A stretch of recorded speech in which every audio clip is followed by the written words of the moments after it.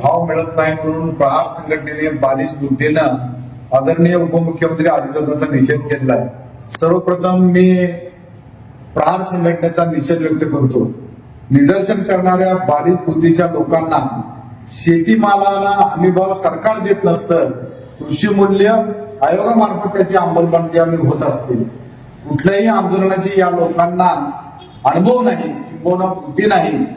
अशा आंदोलकांना खरं तर मानसोपचार तज्ञांची गरज आहे असे वाटते.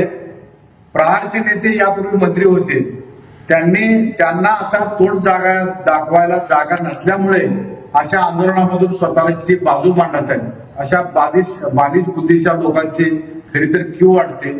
आता जवळच स्थानिक स्वराज्य संस्थेच्या निवडणुका आलेल्या आहेत, त्यामुळं संघटनेच्या माध्यमातून काहीतरी आपण करत आहोत असं सोलापूरकरांना दाखवण्याचा हा प्रहारच्या बालिश बुद्धीच्या कार्यकर्त्यांचा उद्देश दिसून येतोय. त्यांना खरोखरच मानसोपचार तज्ञांची आवश्यकता आहे, याची त्यांनी दखल घ्यावी.